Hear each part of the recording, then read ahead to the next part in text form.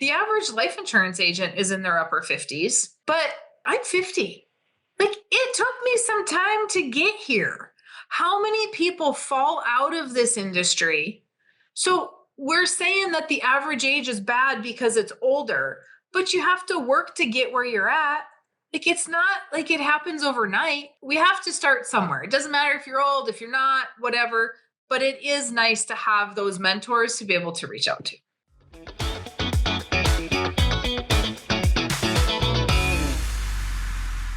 So, what is all the problem with social media and messing up this message of the infinite banking concept? We see it, we hear it, we're a little bit tired of it. I'm joined by one of my good friends, Mary Jo Ehrman, today. We're going to talk a little bit about that, plus some other important things that we've got on the docket. Now, Mary Jo making a return appearance, of course, on the Wealth on Main Street podcast, a successful podcaster herself, and a best-selling author. Mary Jo, as always, pleasure to see you, even though it's only been approximately like 7 days since I saw you last. So thanks for being on the program today. You're welcome. Thanks for having me. I'm excited. Now, we just had our annual conference, the Nelson Nash Institute think tank. Of course, a phenomenal event, as it always is, something you and I look forward to. In fact, it's how we met originally. I think it's been, I mean, maybe you've missed 1 in 15 years. I've missed about 1 in 15 years, something like that. So we're kind of we've now moved in, I guess, into quote unquote veteran status at that venue. And yet I think when we met, we were probably both brand new as our first time there, or something to that effect. Yep. Yep, you are 100% right. 2011. Yeah. Do you remember when we showed up with all the crazy shirts? Yep, you had Canada hockey jerseys on.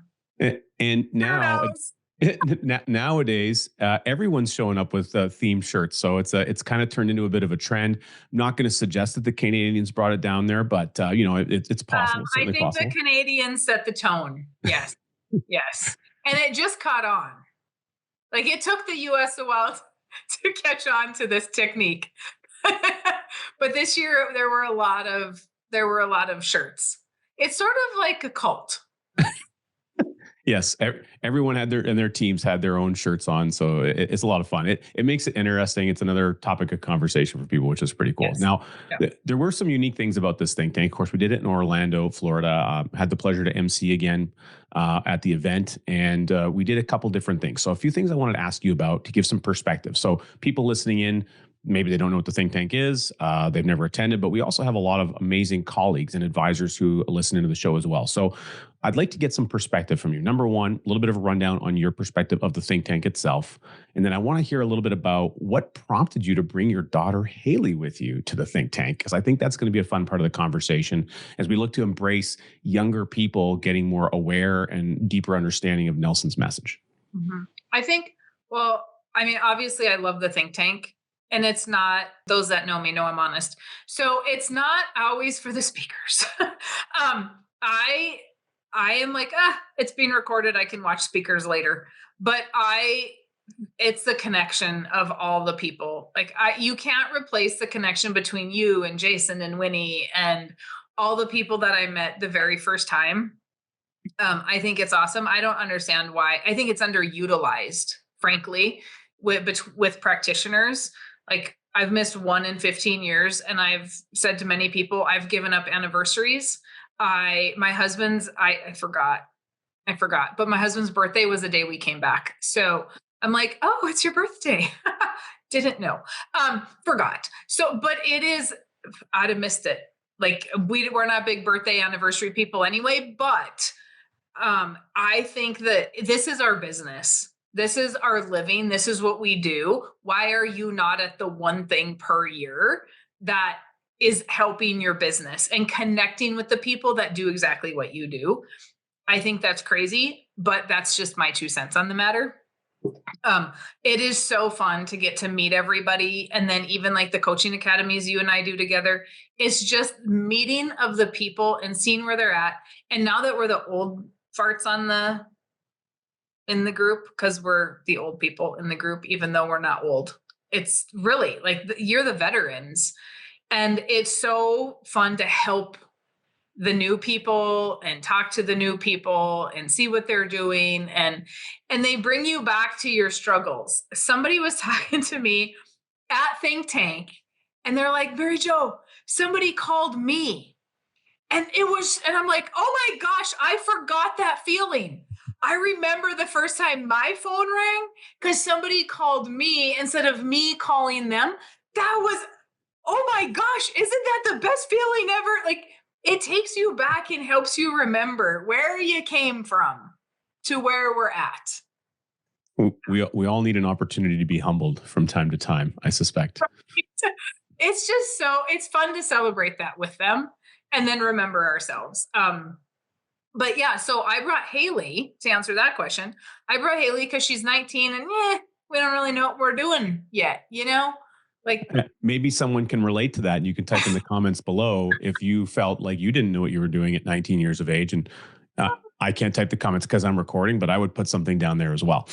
yeah, I think my comment would be I didn't know what I was doing when I was 30. So there's, I mean, I'm 50, so I was 35 when I found this. So I didn't know what I was doing at 19. I was just doing. And so she's just not sure if she wants to do this, if she wants to teach this, what she wants to do. I talk about it all the time. She has told me, Mom, I was not made to work 8 to 5. That I have no time for self-care. And I don't want to do what you do. I don't want to be behind a computer all day. And I want to sort of shake my head and go, what? That you have to work 8 to 5. But after you think about it, you're like, why? Why did we buy into that? And does our life really have to be that way? Probably not. So she wants some freedom to do whatever she wants to do. But it really was to say, hey, why don't you come? Let's see what it's all about. See if you even like it, and then we'll go from there. Well, she is her mother's child. And so she's like, I have no idea what any of those people were talking about, but it was so fun. I made all these new friends, And so, and it took me a long time to understand infinite banking. It took me, like, the product itself was confusing to me, and it took me a long time to get that. But she gets the overall concept of everything. Like, that's easy for her. And so, yeah, it was awesome. It was an awesome experience for her to decide if she's going to do it or not do it. And she came home and I didn't say a word to her. I said, okay, well, you have a nice day. And she went to her house and I went to my house, and she texted me on Tuesday. We got back on Sunday, didn't talk to her Monday. She texted me on Tuesday and said, Mom, where do I get the book to get licensed? I'm like, okay, this is where you get the book. Book is being delivered. It's up to you to do it. I'm not hounding you. I'm not pushing you. You better show me that you want to do this on your own. So we'll see what happens. That's incredible. I mean, it's something that probably you did almost on a whim, not knowing the result, but wanting to have an opportunity, a connection with her. It sounds, and you guys had a fun time. Like, watching you guys being there together, I thought was a blast. And I saw her. I didn't get a chance to connect with her a great deal. I was a little bit preoccupied myself at the event, Yeah. but just seeing her interact with other people, I thought was really important. And she made some great friends. Of course, another individual, a good friend of ours, Winnie Lau. Shout out to Winnie Lau. She's amazing. I like to say she's my sister from another mister. And she was there with her daughter, who I've known for like 20 years. Of course, she's 25 years old now. And so that was really cool to see as well. And I feel like Haley and Imagine managed to connect a little bit there. And there was a number of young people. In fact, you made a point to have me mention it on day 3 of the think tank, which was never previously something, but it's something that, for those of you who are authorized practitioners, if you're coming to Think Tank next year, first of all, you better be there. Secondly, make sure you plan your arrangements to stay for the 3rd day. We have the Connection Zone session. That's a high event that is tremendously valuable. And people actually walked away from that event on last Saturday, with a business plan on how they can grow their business, fundamentally through the interactions that we took place there. And I'm curious, we did something different this year, Mary Jo. You got a chance, of course, to show up as a leader in the way that you do.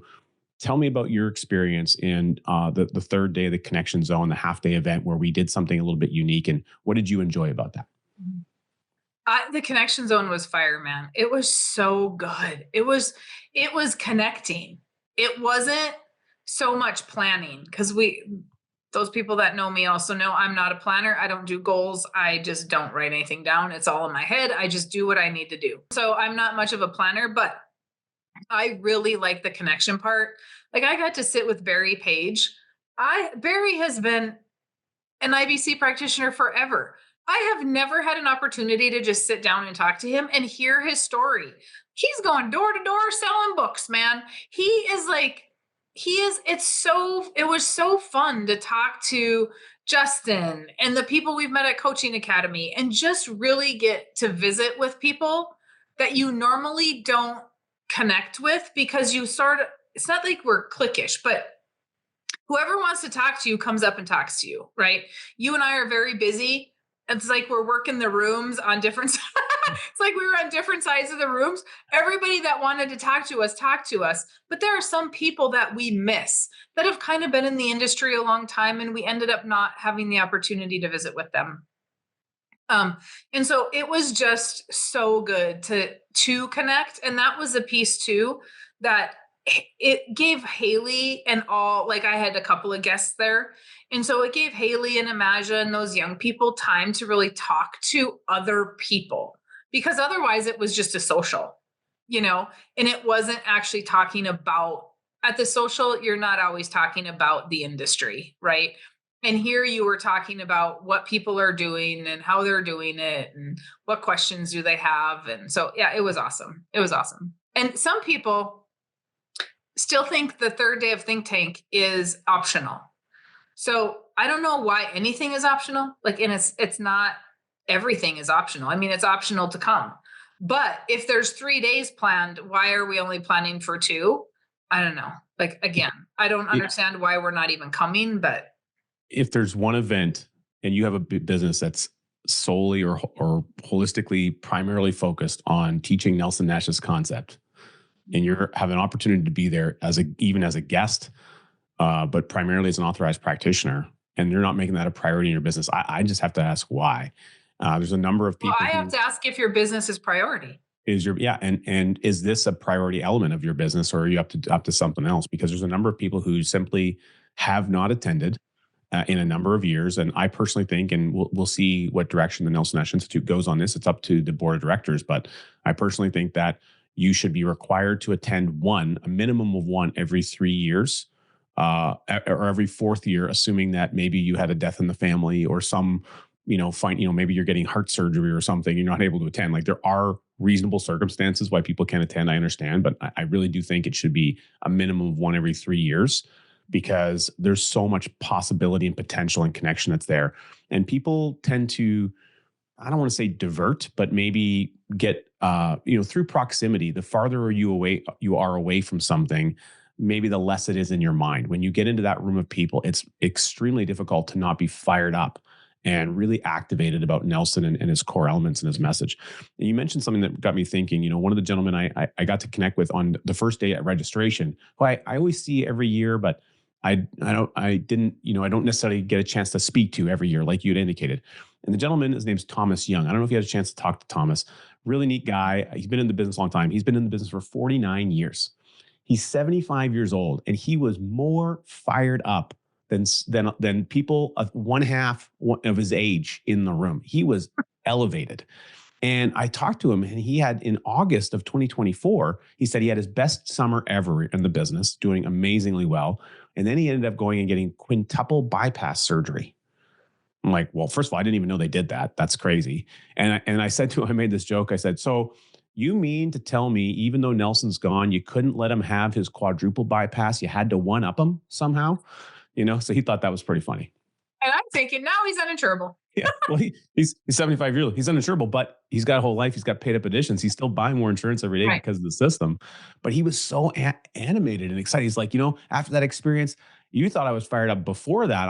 I'm more fired up now. So it was just so good to see, again, at the age of 75, so many people are thinking that they're going to turn it in at 75. Like they're winding down. And here's a gentleman, he's winding up. He's turning the crank, getting ready to take on the next 10 years, the next decade, and make it his best decade ever. And I thought, wow, that's amazing. Well, how often do you get to go to a event or a place where you can be surrounded by somebody like that? People that are animated about helping others in a way that Nelson's message allows us to do is really, really a fun energy to be around. And to not make that commitment of being there, I just don't understand. Right. And here's the thing. For the people that are listening that aren't practitioners, your industry of where you work is the same exact thing. You have conferences, you have things that you can go to. Why are you not going? Why are you not making those connections? You can be the lone ranger, but at some point you're going to need help of other people. Like, I'm going to email Richard, or I'm going to text Jason or Winnie or whoever in the industry because I need help. And over the years, you need that. I have an agent that works with me, and last year I told her not to go because she had gone to my client event, and then within 3 weeks she would have been at think tank, and she would have went from think tank to her European trip, right? And so I was like, oh my gosh, that is so much travel. Do not miss your family for this event when you're just starting. Like, you're good. She didn't yell at me, but she set me straight when she got home. I overheard. She was not happy that you told her not to go the first year. I think to some degree she was, there's a little bit of comedy there, but Yeah. she wanted to make it very clear and known that she definitely would have wished that she had a clear And opportunity. she told me that. Yeah. And she told me that, which is awesome. And I thanked her for that, because I said I was just trying to protect her financially. I was trying to protect her from not missing out on family stuff, right? Because she would have gone to so many things. So I was thinking, don't rearrange your whole life for this. It's just your first year. Like, you got your whole life. And she's like, I would have done so much better in my first year had I come, because I would have had extra mentors that I could have called upon. And I'm like, I never thought of that, right? I was just thinking, hey, God, you've been traveling a lot. This is crazy. And that's not my spot to think about. So I was in the wrong. But it's done. It's in the past. She's golden. She's going to be fantastic. But it really is like, if we're not going, how is that slowing us down? And we don't make those extra contacts. We don't make those friendships. We don't have those other mentors. And that helped me the first year I went. I met all those other people. And I was like, well, the person I started out with didn't work out. And at least I had other people to go to because I knew those people. Otherwise, I'd be out of the industry. I was just thinking about this the last couple of days, and I heard a podcast today talk about the average farmer is 59 and a half. And that's horrible. And I'm like, is it horrible? The average life insurance agent is in their upper 50s. But my God, I'm 50. Like, it took me some time to get here. How many people fall out of this industry? So we're saying that the average age is bad because it's older, but you have to work to get where you're at. Like, it's not like it happens overnight. And so we have to start somewhere. It doesn't matter if you're old, if you're not, whatever, but it is nice to have those mentors to be able to reach out to. So. Yeah, totally. I appreciate that. Now, we did a couple other interesting. But now I'm going to say to her, I heard you were mad. You're telling people you're mad. You're going to say, I was talking to Richard. And I was talking to Richard, and he said that you were mad. Yeah. Well, her and I got into a fun conversation about Colby as well at one of the evenings, which is nice. Nice. It doesn't take long for me to get animated when we talk about the Colby A index, but not to digress too much. Now, this year we did something else kind of different. We had what I called coaching corners. So during the breaks, we had longer breaks at the think tank, something that the membership had been asking for. So we had approximately 25, 30-minute breaks, and we had different stations set up in the room on the interior. So people could go out and connect with the sponsors and the life companies and so on and one another. And then we had these stations. So we had one for kind of like the veterans group, the experienced practitioner. We had our counsel corner. So yourself, myself, Bruce Wayner. Granted, I didn't get a chance to really go in there because I was a little bit busy with the MC situation. And then we had one for the coaching academy. Now, your perspective, I just want your thoughts on that. What did you enjoy about that experience? And what were some of the comments you heard from people attending the event? Well, honestly, I didn't go to them either, Richard. I can't even lie about it. I was so busy talking to people on those that maybe didn't go that I didn't even attend any of them. And I got home and thought, what the heck? I didn't even go to those. Why didn't I go to those? I have no idea why I did not go to those. But Well, you didn't go to all of them except the one that you had to facilitate because I yeah, the one put you that on the I spot. facilitated, I was in. And there was a crowd of like 25 people around you at that time, by the way, because I did happen to look. So I mean, obviously, I went to that. That one was great. That one was that one went well. But I did not go to the other ones. So I can't all I can say is next year I'll be attending those because I think they were amazing. I think it was super smart to do them. But why I didn't go to them, I don't even remember them. So that means people were talking to me. I don't know.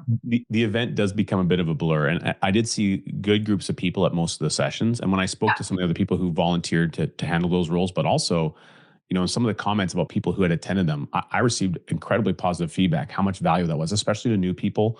They had that time to say, hey, look, maybe I don't know anyone in the room yet, but here's a direction I can go and I can ask specific questions of somebody.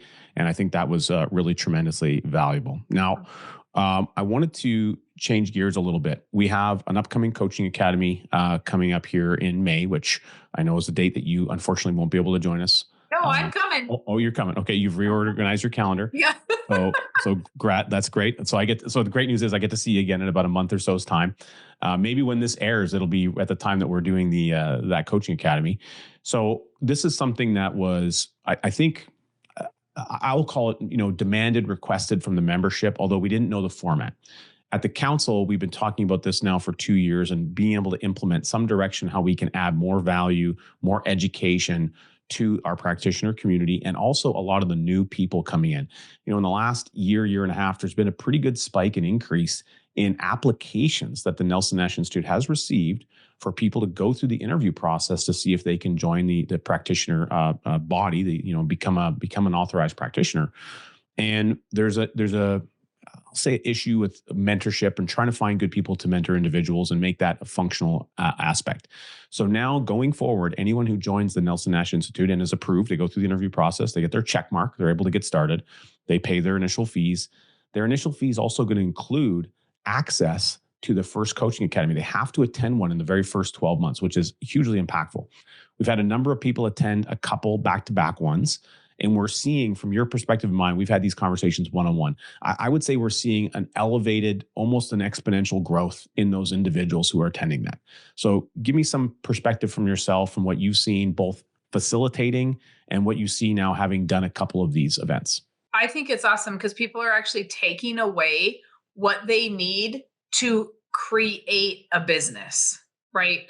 They can talk about IBC because we break down Nelson's book. So they can talk about IBC. They know how to talk to a client using BYOB, but they also then know, like, we're giving them a 30-day book challenge and they're generating clients where we've been starving before and they've been struggling to build their business. We're giving them all the tools that they need to go out and actually utilize to create income coming back to them and share the message correctly so that they know exactly how to use the book. I think there's a lot of practitioners, myself included, that I didn't use the book correctly for a very long time because I didn't understand the book for a very long time. And I wasn't taught to use the book. So I just coming to think tanks, just being involved with and the more that I talk to people like you and Jason, because you're very good at using the book, the more of the coaching academies I go to, the more I talk about it, the more I read and study the book, the more I talk about it. And so I think the coaching academies are awesome because we're saying, hey, here's the book, here's how to use the book. Don't just buy it and give it to somebody and then never use it again. This is how you use it to explain the concept. It's not something I made up. It's not something it's not Mary Jo's idea. We have the manual. Let's use the manual. So I think it's game changer for everybody, even if they have a mentor. If your mentor is not using the book, it's not correct. Well, I'm glad to hear you say that. And so, of course, for anyone that doesn't know, if you're tuning in for the first time, we're talking about the book "Becoming Your Own Banker" by R. Nelson Nash, and it is the Coaching Academy is heavily focused on that. I mean, we're not replacing Nelson's message. We're expanding on and educating to Nelson's message with the core elements of the book. And I think, and we did this a number of times, especially on the Connection Zone day of our think tank, really expressing the importance to any of the advisors what the value of the book is. And so we talk about the 30 book challenge, selling 30 books in 30 days. It's not that you're selling a book. What you're actually selling is you're selling the transformation that this book has in your thinking and in your financial life over generations. And the way that you do that is you quite simply communicate what impact it had on your own life. I mean, it's that easy. So we're talking about the impact of the book, not saying, here's everything you're going to learn in the book. Here's how this book changed and impacted my life in a dramatic way that I don't even know how to convey in words to you. And for $30 or $25 American, you can get this book in your hands and you could experience that transformation for yourself. And so it's really powerful. And I think there was a wonderful lady named Susan. She attended a coaching academy. She took on the book challenge. And I think she sold 30 books in like 30 days, roughly speaking. She immediately booked 15 appointments. And I think she immediately got about 5 of those people moving forward with some applications into underwriting. And as I recall, one of those individuals she brought with her to the think tank. Mm-hmm. I mean, that's incredible. So that all happened in the span of less than 6 months. And so she's gone from just getting started, not really having a business yet, to now beginning to build a durable and sustainable business practice because she knows exactly what to do and she's teaching to the core message, which is really phenomenal. So I love to see success stories like that. The crazy thing about that, Richard, is who's her mentor? I don't know who her mentor is. I've never asked her. I've spent a lot of time talking to her, but I've never asked her who her mentor is. So by coming to Coaching Academy, it was a whole different type of mentoring that got her there, right? Because Nelson said it was a 10 book challenge. And then I'm like, 10 books isn't going to do anything. You're going to starve it with 10 books. So you should be doing 30. And then at Think Tank, you always have to one-up me. So then you said 72. 72 books in 4 months. That's the new challenge. Yeah, because that's what a case of books is. There's 72 books. Because Richard has to one-up me. So I'm going to say, well, why can't you do, what'd you say, 72 books in 4 months? Well, what's that? It's only 18 books a month. Well, you can do it in 3. I'm going to stick with the 30.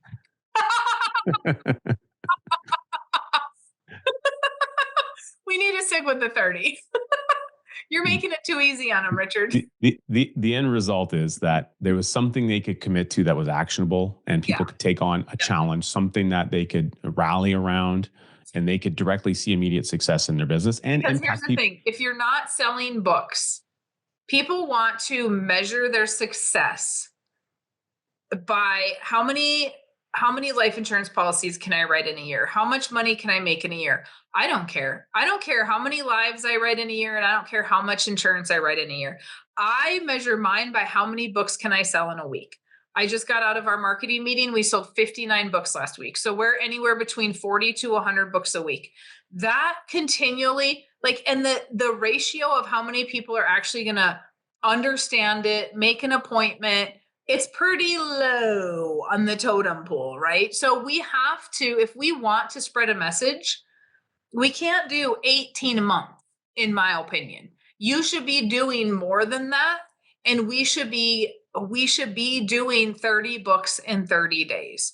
Because how are you going to spread a message and how are we going to change the banking system and our own personal finances if we don't hit enough people?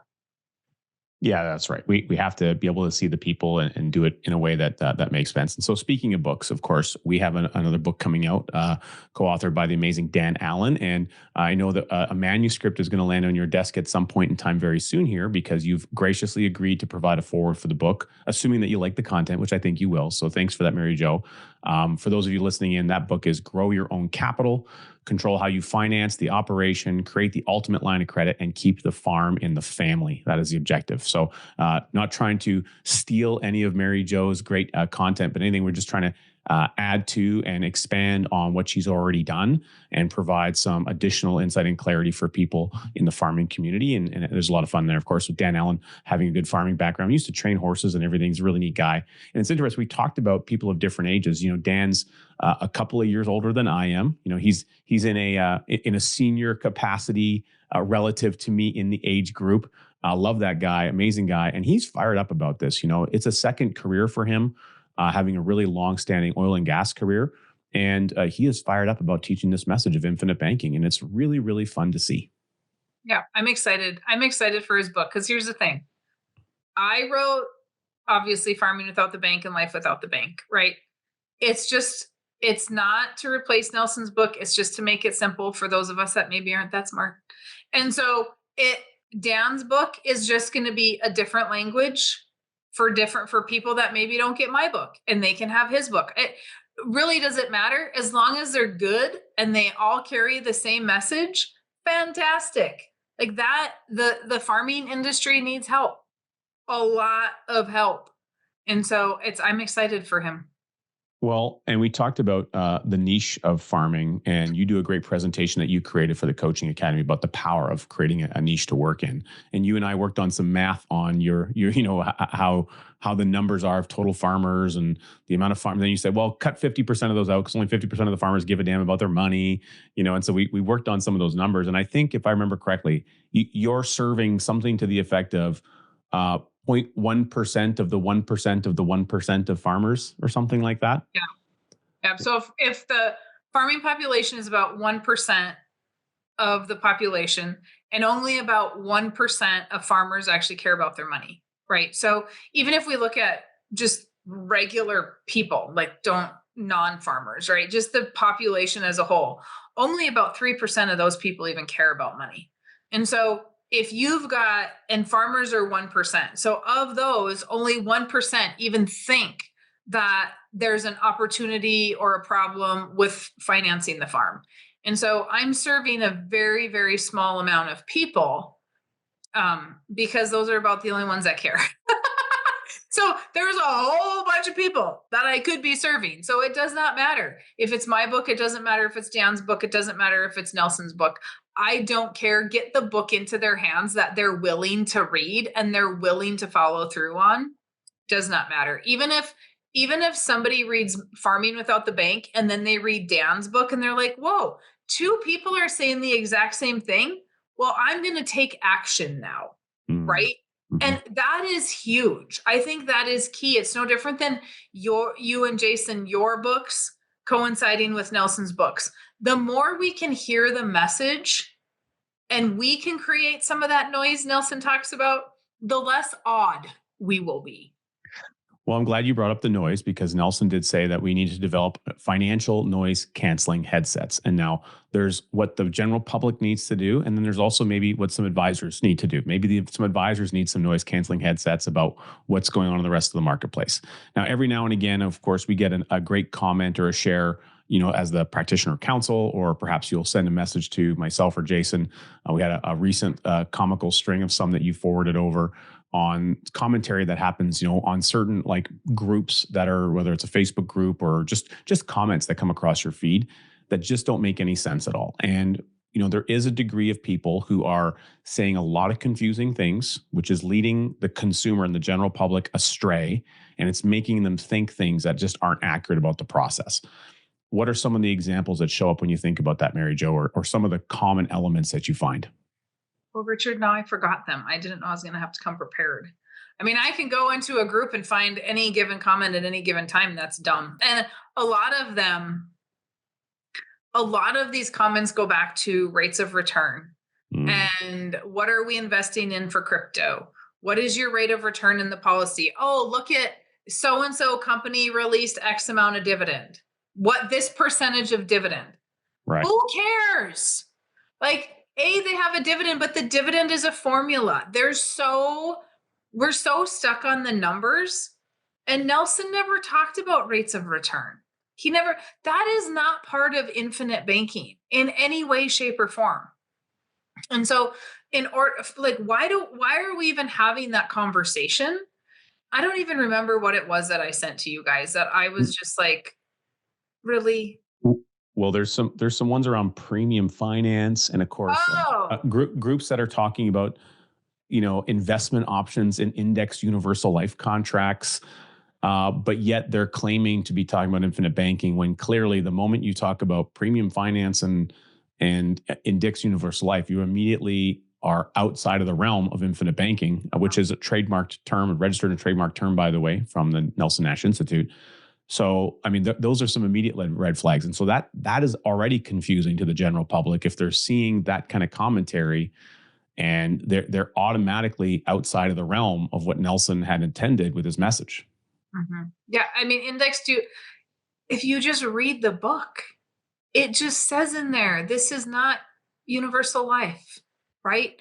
It's in the book. And Nelson brags about the fact that he never sold one of those policies. There was this little girl on TikTok, and I'm sure she's a lovely person, but she was talking about how her TikTok said, and this was a while ago, but I remember her TikTok said, becoming your own banker is universal life and using that to borrow against.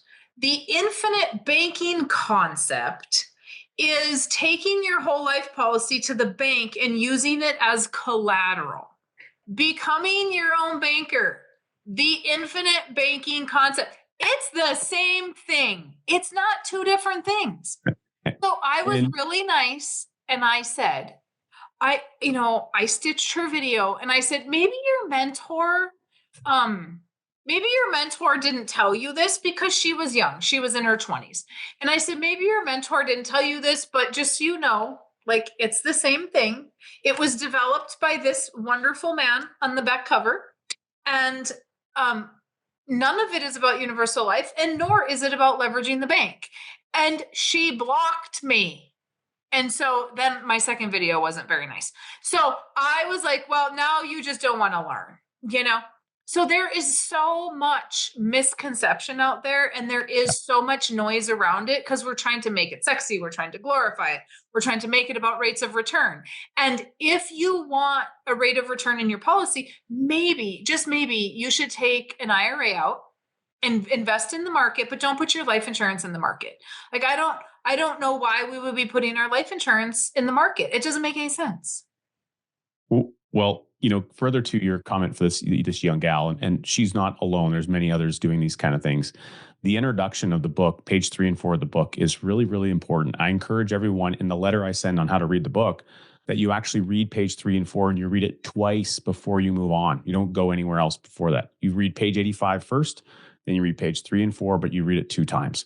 The very first paragraph, becoming your own banker, the infinite banking concept, is the text for a 10-hour course of instruction about the power of dividend paying whole life insurance, not universal life, not anybody else's life insurance, not term life insurance, not any other kind of insurance. It is not a sales tool for a life insurance agent. It is education that the life insurance industry should have taught during the last 200 years. So Nelson says it in the very first paragraph, what it is not and what it is about. And it's all about the power of. And he doesn't say that the concept is whole life insurance. He says that the concept is the concept, and whole life insurance is something different. So again, you have the process and the product separated. So there's a lot of confusion there. And here's another thing that came up in one of the messages I just looked back that you had sent a while ago, and it was some commentary about people talking about RPUing a policy, which people on our podcast wouldn't know about because it's not something Jason and I ever really talk about. So for those of you listening in who aren't familiar, it's not, well, I do actually think it smells like RPU, it kind of smells, but it stands for reduced paid up. So it's taking a policy and saying, hey, look, we don't ever want to put another dime into this policy. Let's take what's in there and let's find out how much remaining amount of insurance. We're going to reduce the policy to a reduced amount, but a paid up amount, so we never have to put another dime in. In fact, if you wanted to put more in, you actually can't put any more in because it won't allow any more premium. Now, for those of you listening in, the only thing that grows a policy or grows a system of policies, pure and simple, is more premium. So if you wanted to grow and you were thinking long range, like Nelson Nash talks about, his very first golden rule is to think long range. If you're going to go and RPU or reduce and then pay up a policy so you can never put any more into it, you're killing it. It's like taking a tree that's growing and that can't contract in nature and you're deciding that you're going to dig a hole around the tree so it can't get any more nutrients and it's going to starve to death. And then you're going to cut off most of the branches that produce fruit. That's essentially what you're saying you're going to do. It's just not appropriate. So is there a place where maybe an RPU makes sense? Well, it's a non-forfeiture option. If the only other option a person had was to cancel the policy outright, and there was an option to maintain some kind of insurance coverage, hey, there's a viable reason there. That's called a non-forfeiture option, which gives you some capacity to do something different. But it's not a strategy. And we're seeing in some of these groups, Mary Jo, that people are promoting this as almost a strategy as part of the process that they're teaching people. I'm just so bamboozled and confused by it. Yeah. The RPU, I've done them. I've had clients that have had to do them, right? We don't have any more income coming in for whatever reason. It has been a legitimate thing that we have to do. In 15 years, I've done 2, right? It's not something you do often, but to use it as a strategy, if we are going to RPU a policy so that we can start another policy because we think that that's making us more money, it is a really good way for your agent to make commission. Okay. There is no reason that we should be starting new policies. I explain it. Even when we see policies that they're like, oh, hey, the PUA should drop off after year 4 or year 7. That's a really nice way for me to make more commission, but it's a really shitty way for you to have to recapitalize that next policy again. And so I explain it to my farmers, and non-farmers listening aren't going to get this, but I'll explain it a couple ways for you. It's like having a really nice cow. That's just throwing like the nicest calves, man. You take those calves to the sale barn and they're making a ton of money. And you're like, yep, I'm done. Not going to breed her again. Like we're done. We got 4 or 5 years out of her. She's good. No, any good rancher is going to know you're going to flush her. You're going to take all the embryos out of her. You are going to do embryo transplants. You are going to do it all to save anything you can from that cow, right? It's no different than saying, I'm gonna buy this flipper of a house and I'm gonna put all this money into it, and then I'm gonna rent it for 4 years and I'm out. I'm gonna go buy another one and I'm gonna rebuild that one and rent it for 4 years. You don't get anywhere. All you've done is put costs in again and again and again. Why are we doing that? Why do we keep starting over? How about we just keep feeding the animal? Like, why? I was doing a quick assessment on a client statement here just actually this morning, and for every dollar that they're putting into this particular one contract, over the span of the year, there's a $1.67 that shows up. So every dollar of premium creates a minimum of $1.67, and the previous year was $1.42. So it went from $1 awesome. Creating $1.42 to $1 creating $1.67 in asset value. How many times do you want to put the dollar in? Right. Well, if it could do that, the question you really should be asking, if we're going to think about our thinking, is how big can I make that dollar? Mm-hmm. Do you want to be putting in a single dollar, or do you want to be putting in 100,000 of those dollars? So if you had 100,000 going in and 100,000 produced 167 every time you did it, and you knew it was going to get better the next year, why on earth would you stop putting the 100,000 in? It's an illogical decision. And so that's some of the misleading stuff that's going on out there in the marketplace. And Mary Jo, I appreciate you, highlighting it and sending it over to me when we get a chance to discuss it. And of course, with everyone in the Nelson Nash Institute, the Practitioner Council, supporting the objectives of the Nelson Nash Institute, but of course, communicating about the messaging that's going on there so we can all work on our improvements. Myself, I know yourself, other members of the council, we're actively trying to see how we can improve our own language and how we communicate into the marketplace. And I think we're doing a good job, but like anybody else, we always have room for improvement. Mm-hmm. But most of the people, let me just clarify, most of the people in this group are not saying this stuff, are not authorized practitioners. The authorized practitioners are piping up in this group and saying that's not right. And we have to be careful how we do it so we don't get kicked out. Because the guy that manages the group is not authorized. He's all about rates of return and crypto and all these other things outside the market. We have to remember a couple of things. And I've talked about, I don't remember who I just talked about this with, but Nelson got caught with his pants down. Okay. In the 80s, he was leveraged, he got caught. Are we going to did we not learn anything from that? Why are we leveraging ourselves outside of the policy, going to the banks and premium financing? This is not about using a bank to pay premium. You're robbing Peter to pay Paul. What? This is not about a rate of return and getting, I'm going to invest that money somewhere where I can get a 10, 15, 20% rate of return. That's great if you can do that in a conservative type manner. But when we get so aggressive about it, we too are going to get caught with our pants down. And a lot of people think, oh, well, it's no big deal. I just have these loans in my policy to myself. You do. And if you can't make the interest payment, that compounds yearly. That policy could easily blow up on you. And now what is your cost for all of those dollars in there? And I'm just gonna add something about how I sort of explain this to clients. So I do a lot.